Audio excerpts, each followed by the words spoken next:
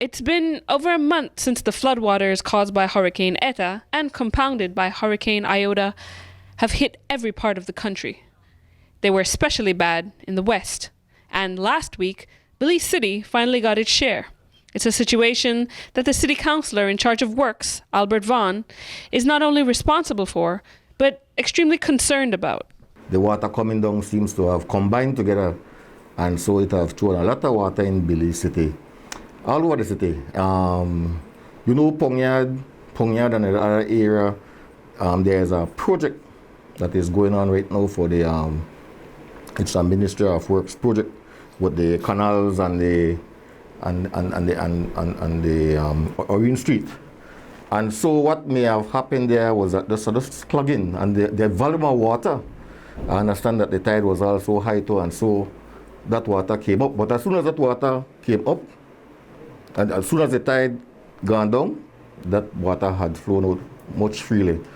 Our major problem was in the Belama area, where we have seen never before a massive flood that it has extended out to Belama Phase 3 and also extended out to Belama Phase 4. Vaughan says the council was proactive and did its best, along with CIMO, to provide assistance. Still, he says it's new and ongoing developments that have disrupted the city's natural drainage systems. The road or the highway, the George Price Highway, by the Inspiration Center, by the BDF camp, again, that water used to run off in Kruman Lagoon and Gungulung. That block. There are massive development going on in this area who block this area, and so the water has no way to run. So that water stays on the road and deteriorate the road, make it miserable for drivers, pedestrians who want to use that road. This is almost $1 million.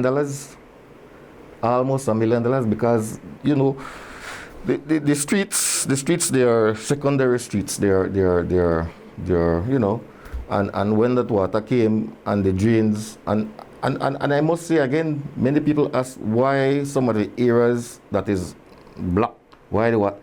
It is a part of people either building, so they put material in the drain, dumping garbage in front of their yard, cleaning it, and all of this is a blockage. The council tries its best. The council have been out there opening up these waterway, right? And so we find that many of the floods, the water couldn't get off because of those problems we have with the citizens. The concrete street that we have, right? Many of those streets have suffered under the floods again, right? Because they were not properly built. And so the council find itself now trying to find a way how we are going to, repair these streets. Costs a lot of money. And given the economic situation that we're in now, where are you guys going to possibly find that money? Well, I have spoken to the mayor, and I am saying that the best, we now have a PUP central government. First, we had a government that was not assistance in any way, right? And so we must find time now to sit with Honorable Julius Espat and his technical people and find a way out. We would definitely need the help of the central government, right? I mean to say, taxes are not performing the way.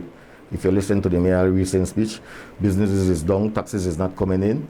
Right, and so we don't have that type of money. So we will definitely have to sit down with the Minister Espat and see how best we can work together and sort out some of these problems. And after the floods, there remain the potholes. It's a pressing infrastructural matter, and one that, as you heard, the City Council can't afford to fix. Now, all the citizenry of the old capital can hope is that a blue council appealing to a blue central government will make all the difference in facilitating of getting things done. Cherise Halsell, 7 News.